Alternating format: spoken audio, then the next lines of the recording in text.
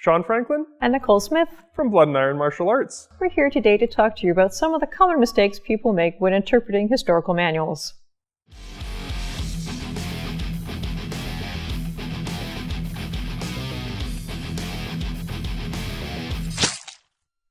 Interpreting historical manuals is one of the most difficult things to do when getting started in HEMA. These documents weren't meant for us. The audience was very different, and they tended to know how to use swords already. And also consider the language that these books were written in has changed significantly over several hundred years. A literal translation is not always possible. Knowing if you're doing it right is very difficult. Usually the best you can hope for is what you're doing is less bad than what you were doing before. When people interpret these manuals, there are, however, some common pitfalls that they fall into that we should try to avoid. An important thing to consider when making an interpretation is what distance you're using. Most plays will not work if performed at an incorrect distance.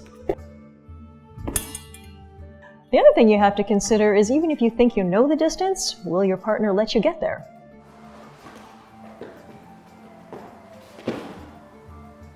Oftentimes, the reason a technique fails is because your opponent isn't letting you do what you want or letting you set up in the way you want. You have to take this into account when designing your interpretations. When going through a manual trying to figure out a technique with a partner, it's usually a low-impact back-and-forth dialogue as you try different options. Because there's not a lot of force involved, often the structure gets neglected. It isn't bad to try to work things out with low levels of force, but always keep the structure in mind and graduate to more resistive tests.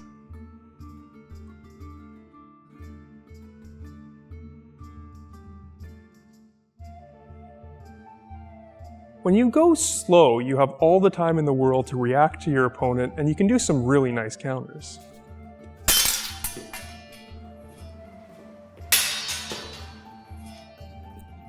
However, if you speed things up, things can fall apart.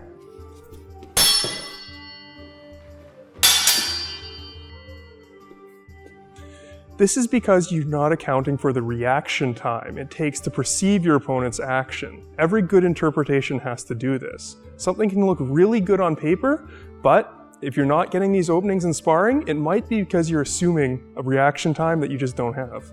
A common theme you may have noticed by now is your opponent is going to try and mess you up wherever they can. Let's take something you think you know. One of the hallmarks of a weak interpretation is it only works when your opponent does something in a very specific way.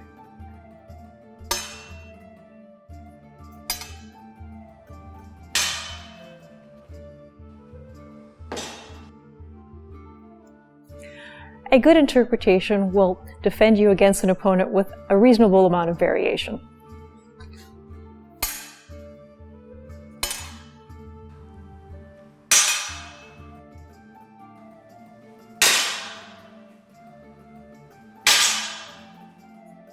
Additionally, even if your opponent does have enough variation or strong enough mechanics that you don't get what you want, a good interpretation should not just make you completely screwed. You should have some sort of option that leaves you defended.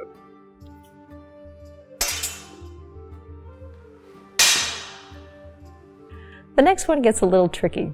It's using common knowledge that you've inherited about a system or a technique that hasn't actually been verified in any way. Just because you hear something repeated, like, so-and-so master always wants you to do X, doesn't mean it's true. There are no masters around anymore. Everyone's just trying to reconstruct the art. This isn't to say that you shouldn't try to learn as much as you can from others, but more that you should be careful to ensure that they have something to back up their statements. If someone says a certain style is all about one thing, but they can't make it work when fighting, or even worse, they look completely different when fighting, well, you might not want to put as much stock into whatever they're saying. Likewise, if someone describes striking mechanics in detail but can't employ them with a sharp sword against a target that isn't even striking back, maybe get some second opinions.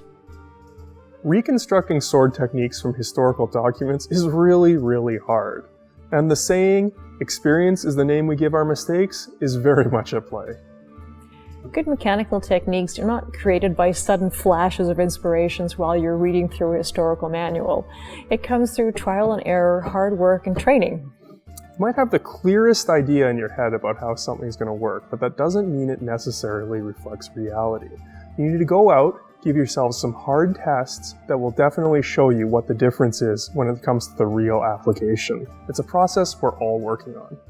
And just remember, like anything else, if you don't put in the training, you're not going to get the result.